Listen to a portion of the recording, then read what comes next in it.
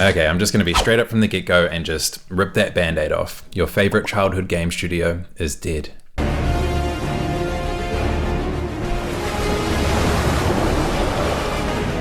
Fire!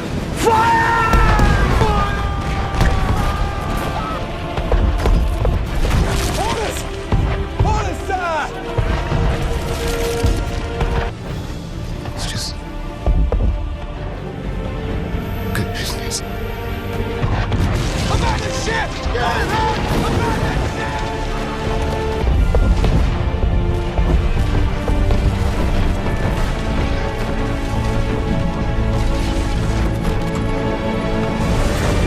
You were clinically dead for 22 seconds. Sorry, my face is tired from dealing with everything. Damn, looking good. Don't like being sat on, huh? You could use the XP. You'll get us all killed. You knew that when you hired me. They feel so bad about it that it's on everyone else to smooth it over and make them feel better. Here, vegetables. Okay, maybe I'm being a little bit dramatic, but while these game studios do still exist in name, we all know that they're not what they once were. So what happened to these once great titans of the industry? Why does this seem to be a trend, and why do we still hold on to them even after being burned so many times? You were the chosen one! So let's start with the most obvious and simple answer as to why this has happened. Time and greed. First, it's crucial to understand that game studios don't make games, human beings do. The fact of the matter is that these old game studios like Blizzard, Bethesda, and Bioware are 20, 30 years old, which is a very long time in a medium that is so young, especially when you compare it to things like movies and music. Think about your workplace for a moment. You can probably count on one hand how many people have worked there for more than 30 years. The people that made the games we loved growing up no longer work at these studios, and when they left, they took their talent with them. Everything changed when the Fire Nation attacked. Only the Avatar, master of all four elements, could stop them. But when the world needed him most, he vanished. Take the co-founders of Bioware, Ray Muzica and Greg Zeschuk, for example. These absolute chads met in university, acquired their medical degree, and then from working in the medical field, pulled together $100,000 to create Bioware and make their first game. Or how about Blizzard co-founder Alan Adham, who I'll let speak for himself. My whole life, the most fun thing that I know to do is to make and play video games. Before corporatization, before it was profitable, before shareholders, all these founders wanted to do was create amazing games, and that's what they did, giving birth to some of the greatest games to ever exist. But unfortunately, nothing lasts forever, and as time went on, the gaming industry began to change. In the early to mid 2000s, gaming was still in its infancy, but with its rise in popularity and the introduction of the internet, the gaming industry would begin to transform. And with a rise in popularity came money, and with money came the corporatization of gaming. Now, to be clear, I don't think this is inherently a bad thing. It's allowed the game industry to grow and gotten more games into more people's hands. Gaming is more accessible than it ever has been, and I truly believe that the best time to be a gamer is right now. There are just so many game studios making games that we're all bound to find something that we like. But, and it's a big but. Oh my God, Becky. If something experiences massive growth and popularity, companies will find a way to monetize it. And this leads us to conflicting priorities. I've always found the dynamics between publisher and developer to be an interesting one. They work in conjunction with one another, but they both serve very different purposes. A publisher has many roles. They handle financing, distribution, and marketing for games, along with a whole host of other things, but essentially it all leads back to one thing, and that's make as much money as possible. Whereas the developer's role is to create and develop amazing games. When these two goals converge, you have a commercially and critically successful game. Ideally, there should be a balance between publisher and developer. Their goals might be different, but it's mutually beneficial for both of them to be achieved. It should be a give and take relationship where they work in tandem to make a great game that can make lots of money. But there's an obvious problem, and that problem is power imbalance. And when this imbalance is acted upon, rather than coexisting to mutually benefit one another, they pull in completely opposite directions. But ultimately, the publisher holds all the power. They begin to dictate everything the developer does to create a game not made for fun, but for maximum profit and retention. We see this everywhere with live service games and single-player games. And the unfortunate byproduct of all of this is that creativity, innovation, and overall polish are thrown to the wayside in an attempt to fuel exponential growth. And the frustrating part is that it's so simple. You create a great game and you make lots of money. But publishers don't want to make lots of money, they want to make all the money, and will do whatever means necessary to get it, even sacrificing their own studio's reputation. We got it, sir! Good. That's one less loose end.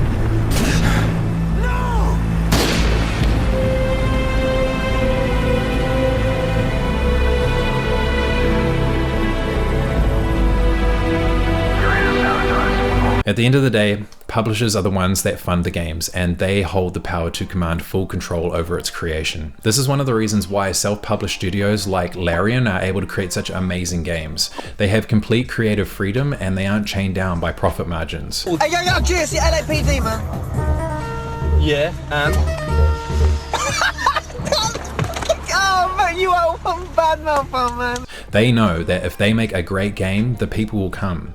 And while not having a publisher definitely has its own host of challenges, at the very least there are no conflicting priorities. Everyone at Larian has one unified goal, and it's reflected in their games. Now I'm sure you already know all of this stuff as it's fairly obvious, so where is this going? Well, this power dynamic has two effects. The first being what we just talked about, where the publisher is willing to destroy their reputation and in turn that of the studio in pursuit of profit. But the consequences of this create a secondary effect, which is talented employees begin to abandon ship. The very reason that they started making games is the same reason that they'll leave. They want creative freedom to make amazing games without a publisher looming over their shoulders. You've got your review coming up next week, and I can't wait to start checking me off some big fucking boxes. Attitude, 4, performance, 4, management skills, 4. Shut the fuck up! This is why we see a lot of veterans of the industry leave these massive companies to start over again and create their own studios to claim back their creative freedom. Casey Hudson, a former Bioware veteran, left after the disastrous launch of Anthem to go and form Humanoid Studios. Aaron Flynn, another Bioware veteran, and you might be starting to see a pattern here, also left Bioware to go and create Infliction Games. And most recently, Ruckus Games, which is being led by Paul Sage, who was the creative director for Borderlands 3 and The Elder Scrolls Online. This new studio is also pulling talent from a bunch of other places like Gearbox, Riot Games, Blizzard, Epic, and a bunch more. Now I will say that there are just so many moving parts to all of this, and it's obviously not always the case. I mean, every studio is different. Some decide to retire, some move to another industry, and others decide to stay, like in the case of Todd Howard and Bethesda, and more on them in a bit. But either way, these companies are being eaten from the inside out, all while maintaining their reputation facade to the none the wiser public. It's important to note that all of this has been a very gradual process. The decline of these games didn't just happen overnight, and while gaming was going through this metamorphosis, games released would change in minor increments, slowly but surely pushing more and more monetization. It's that whole boiling frog in the pot quote, and where the frog. What would start with a WoW subscription and horse armor would take years to push it to the microtransaction mess that we see today. What's interesting is that just like movies and music, games are like time capsules, reflecting the state of the gaming industry when they were released. So we can use them as reference points to observe the incremental changes throughout the years and understand when things started to go wrong. Now I do want to say that this doesn't absolve the developers, and I think this is something that is often overlooked. Yes, publishers play a huge role in the creation of a game, but I think it's easy to just point a finger at the executives and higher ups and say it's all their fault. But I suspect more often than not, games failures are attributed to multiple factors, and sometimes a game just sucks.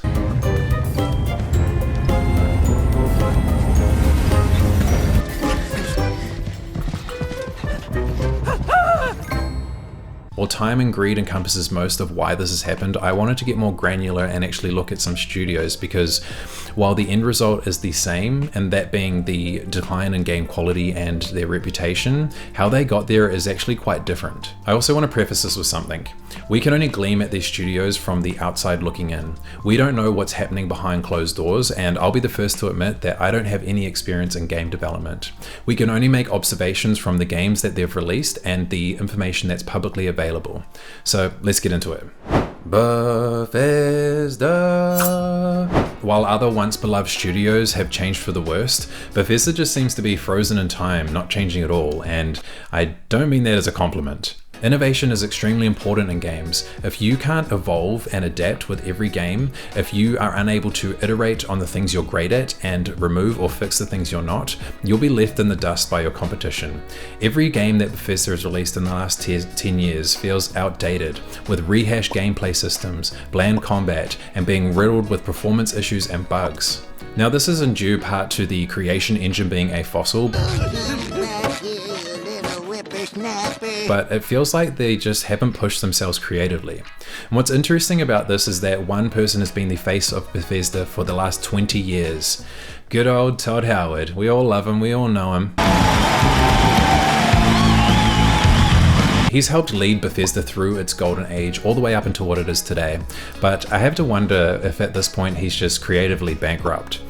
Now, to pin all of the failures of Bethesda onto Todd would be unfair. A game isn't made by one person, but he was the creative director for Starfield, which I would argue failed to capture what makes Bethesda games great. With Starfield, set hundreds of years in our future, it's an epic about hope, our shared humanity, and answering our greatest mystery.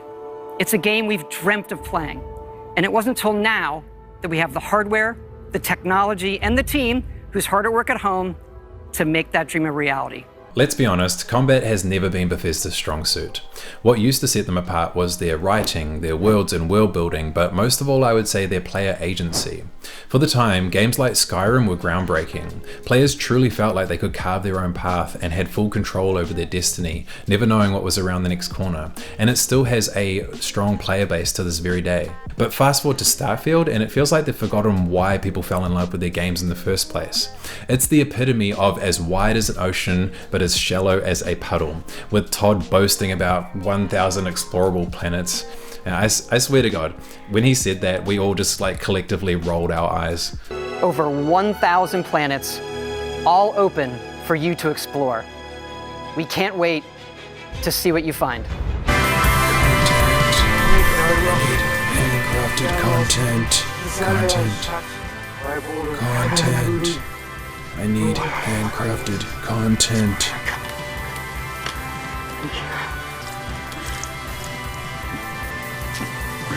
Side rant incoming. I am just so sick of developers bragging about how big their game is like it's some amazing thing. It truly means nothing to me if there's nothing to do in a game that's 16 times bigger than your last game. Like, sure, I could pause between every word and my video would get longer, but it wouldn't increase the value because of the empty space in between my words. No, it just pisses people off for not respecting their time. So game developers, please stop saying this. Side run over. They may have been pushing the boundaries with their earlier games like Skyrim and Fallout 3, but now they're being outclassed in every single possible way. Gameplay, writing, polish, world building, environments, quest and level design. Cyberpunk definitely had its technical issues at launch, and that's a whole other issue in itself, but the comparison is night and day. I'm sure you've seen the videos showing the stark contrast between the two. Can't expect me to pay for this thing twice. And who the fuck are you to say what can and can't be? You ought to offer us a discount. A big one. Things have changed. I want double. Now how am I supposed to do that? I truly believe that they wanted to make a great game, but wanting and doing are two entirely different things. And when you have a game that is stuck in the past while similar games are light years ahead, direct drawable comparisons will be made. Now this doesn't make Bethesda innocent in the greed department either. We all remember the disastrous launch of Fallout 76. Which was rendered unplayable upon release. A game Todd touted had no NPCs as a feature. But you know, it's not how you launch, it's about where you end up, right Todd? Not to mention the microtransactions, the collector's edition duffel bag, the $80 Nuka rum bottle case, and the Fallout First subscription service. And on top of all of this, the game looked fucking awful. If you haven't noticed already, I've spliced Fallout 3 gameplay into the B-roll. It's okay if you didn't notice. I mean, it's easy to get them mixed up considering that these games released 10 years apart. And don't even get me started on the modding community fixing their game and them charging for mods. Bioware.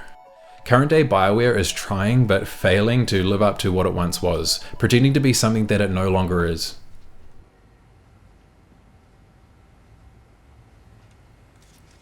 Okay, your total is $96.59. Now I think that this is because of the mass exodus of talented employees that have happened since 2015, but more specifically, I think the catalyst to BioWare's decline was the departure of the co-founders of BioWare. So why do I think this? Well, like I said before, game releases are like time capsules and we can use them as reference points. We also have information about the departures of a lot of the veterans from BioWare. To help visualize this, I've created a BioWare timeline to show the games that they've released against the employee departures. And while this doesn't definitively prove anything, it helps see the correlation between the two and we can gain some insights from the information. So it's timeline time, baby. So how did we end up here? Well, first we need to go back to the very beginning. BioWare was founded in 1995 by Ray Muzica and Greg Zeschuk. From 1996 to 2005, they released the following games without a publisher. In October of 2007, the acquisition of BioWare by Electronic Arts was announced. 1 month later, on the 11th of November 2007, the first Mass Effect was released. Dragon Age Origins would be released on the 3rd of November 2009, followed by Mass Effect 2 at the start of 2010. Then Dragon Age 2 would release in March of 2011, and Star Wars The Old Republic at the end of the same year. We would then see the departure of Drew Karpyshyn in February 2012. He was the senior writer for KOTOR and the lead writer for Mass Effect 1 and 2. Mass Effect 3 would release in March of 2012. BioWare co-founders Ray Muzica and Greg Zeschuk would announce their departure in September and October of 2012. Casey Hudson, the game director for the Mass Effect series, would announce his departure in August of 2014. Dragon Age Inquisition would release in November of 2014. Drew Karpyshyn would return to focus on post-release development of Star Wars The Old Republic and would later start working on Anthem in 2017. Mass Effect Andromeda was released in March of 2017. Aaron Flynn, the general manager of BioWare, would announce his departure to be replaced by the returning Casey Hudson in July of 2017. Mike Laidlaw, the creative director of Dragon Age Inquisition, among other roles, would announce his departure in October of 2017. Drew Karpyshyn would announce his departure once again in March of 2018. James Olin, senior creative director, would announce his departure in July of 2018. We were then blessed with Anthem in February 2019. Casey Hudson would announce his departure once more and leave to form another studio in December of 2020. And then we were blessed once more with Dragon Age The Veilguard in October of 2024. So what can we glean from all of this? Well, let's start by separating the games and the employee departures. Now let's score the games by their overall reception. This was calculated by averaging the Metacritic user score and the positive review percentage on Steam. Okay, so let's point out some key moments in this timeline.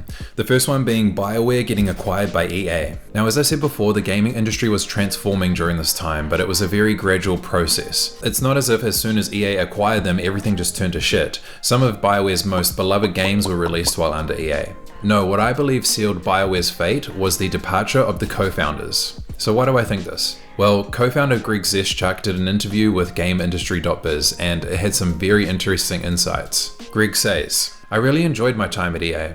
It's interesting, people make a lot of assumptions about us and our feelings and how they treat people, but honestly, we were treated very well. I made a lot of friends there and I respect the people there a ton. Being on the inside was really interesting because I like business a lot. We were also very fortunate to have a lot of influence at higher levels within EA. So Greg seems to have a good relationship with EA and influence among the higher ups." The interviewer goes on to ask, "Do you feel that BioWare's games were ever made to conform to some homogenous EA standard with things like forced multiplayer, microtransactions, smartphone spin-offs, etc.?" This is a funny question in hindsight given Bioware's attempt at a live service with Anthem and the fact that Dragon Age the Veilguard was originally planned to be a live service. No, I definitely reject it, and I can explain it too. The best analogy I use in a positive way is EA gives you enough rope to hang yourself. We really made all the choices we wanted to make ourselves. These are all things we wanted to try. They don't second guess you, they don't say you shouldn't do that. We had complete creative control over a lot of it. The one caveat is, at the end of the day, for any company you have to run a profit. So you have to be thinking of things that actually make you profitable. So while you're taking all these creative risks and trying crazy stuff, you almost have to simultaneously focus on the bottom line. The co-founders of Bioware were smart guys. Not only did they have a passion for games, but they enjoyed the business side of it too and had influence at EA. They were able to maintain creative control of all of their games, but most importantly, they understood the line they had to walk between creative risks and the bottom line. It's obvious that they were an instrumental component to Bioware's continued success, especially after the acquisition. And when they both announced their departure within 1 month of each other in 2012, I believe they left a huge hole that was impossible to fill. And this is just speculation, but it would be very easy for EA to take control of Bioware without the co-founders to protect it. After their departures, we see game scores start to decline. 2 years later, we would see the departure of Casey Hudson, the game director of the beloved Mass Effect series. And it really just started to snowball from there, with every subsequent release getting worse and worse. And while veterans like Drew Karpyshyn and Casey Hudson would return during the development of Anthem, Drew would leave a year before Anthem's release and Casey a few years later. It's also important to note that the people I've added to the timeline are standouts that held high positions, but there were a lot of departures of employees after 2015. Couple the departures of the co-founders and all the employees with EA's obvious influence on Bioware, and it becomes obvious what started to go wrong. I mean, honestly, Bioware, a studio known for amazing RPGs, making a live service like Anthem. If you think the discourse around Dragon Age the Veilguard is bad now, imagine if on top of everything, they shoehorned a live service model into it, like it was originally meant to be. Now, I'm sure you're looking at this timeline and disagreeing with at least some of the scores, so to that I would say just forget about the scores. Like Dragon Age 2 for example, which wasn't received well at release, hence the low score, but now Dragon Age 2 is kind of the gaming equivalent of the Star Wars prequels. It got a lot of hate when it first came out, but it's not looking so bad now. If you are, or perhaps I should say were, a Bioware fan, you know how you feel about these games, and you can decide how you rank them personally. Editor's gonna hate me for that one. Fuck you. So there's the timeline, and I'll leave it to you to draw your own conclusions on the matter. Either way, there's no denying the decline in quality in their games.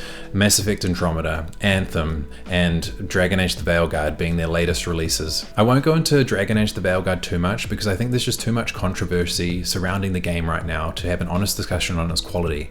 And I'm also sick of seeing this fucking thing on my YouTube feed all the time. But what I will say is from the clips that are circulating the internet, it seems that the Bioware writers are trying but failing to emulate what past Bioware writers had accomplished, only creating a cheap dollar store knockoff of older Bioware games without knowing what made them so great, and I'll just leave it at that for now. Dishonorable mentions.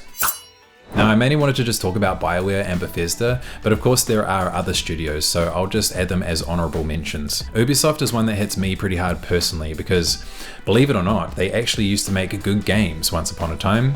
Assassin's Creed, Splinter Cell, Rayman, Far Cry, and Prince of Persia. Farah had my horny teen mind going crazy. So what went wrong? Today we're going to be baking Ubisoft cookies. To bake these, you're going to need a cookie cutter to make sure every cookie is exactly the same. The secret to getting these right is to make sure they aren't too delicious. Looks average. I can't wait to eat them. Cookie cutter games.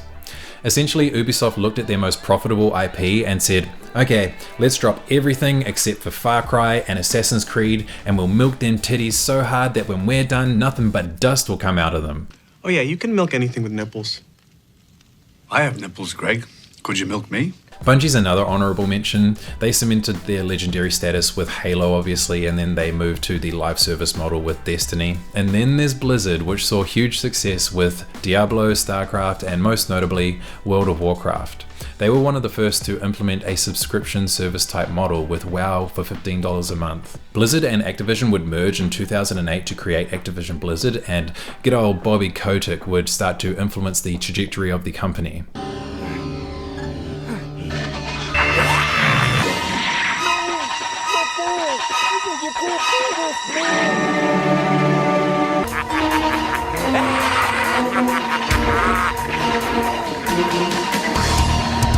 Ah, yes, this is much nicer.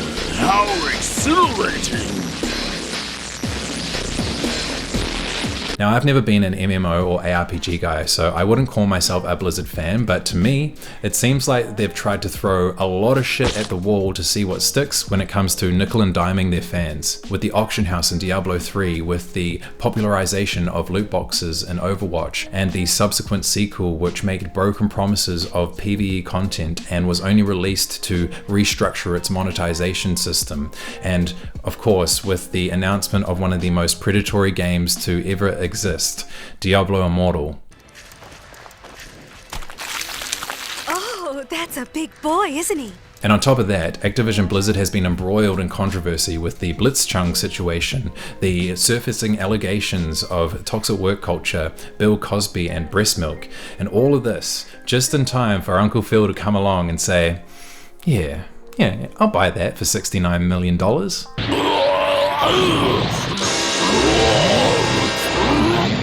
What kind of crazy strategy is this? He has pumped himself up like a balloon, and it looks like he could burst at any moment!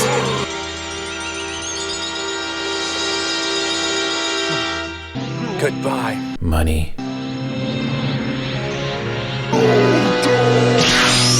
Oh, come back! Sorry, guys. This is the only place I could think to bring him. Well, you could have called first! Honestly, Blizzard is another beast entirely. There's just so much stuff going on here that it would be impossible for me to cover it all in this video, but I would recommend Jason Schreier's book, what is it called? Play Nice, The Rise, Fall, and Future of Blizzard Entertainment if you wanted to find out more. So with all the disappointments, the letdowns, the empty promises, why do we still hope? Well, nostalgia is a hell of a drug. Just like the founders of these companies, all we wanted to do when we were younger was play amazing games. And when we did, we latched onto them and they became a part of us, taking us out of our controlled lives where we're told what to eat and when to clean our room, and transporting us to worlds where we were the ones with the power to do anything that we wanted. Whether it's Oblivion, KOTOR, Assassin's Creed, Halo, Diablo, it doesn't matter. These aren't just games to us. These are powerful mementos that connect us to our most formative years, taking us back to playing games with our friends late at night, trying to avoid that one squeaky floorboard or door as to not wake our parents. This is why we hold on so dearly to these studios, and unfortunately these companies know it. These studios and publishers love to piggyback off the names and reputations that were built by the veterans they have left long ago. But I'm here to tell you that it's time.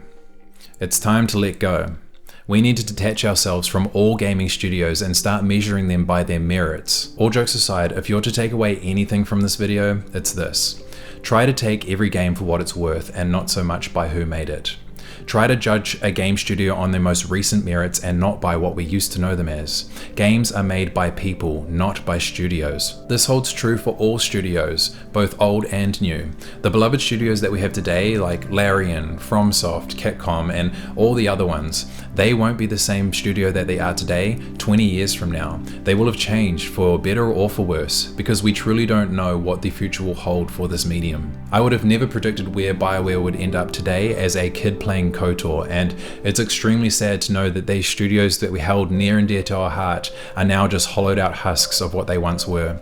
Whether for you it was Bioware, Bethesda, Bungie, Ubisoft, or any other game studio, I know that we won't forget.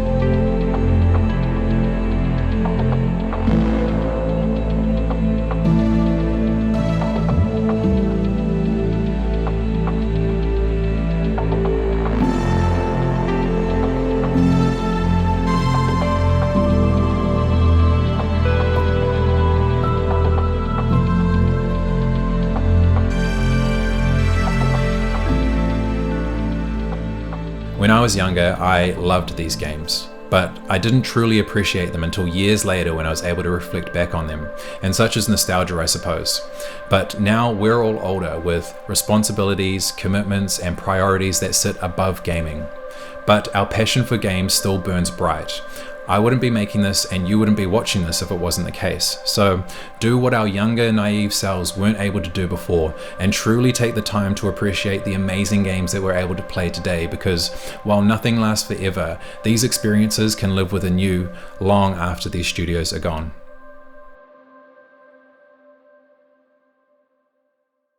Hey, you made it to the end.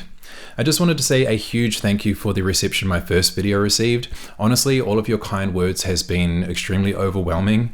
But yeah, I've definitely got plans for this channel in the future, so I would love it if you would join me on the journey. I've got YouTube dreams and the finest memes. Bye now.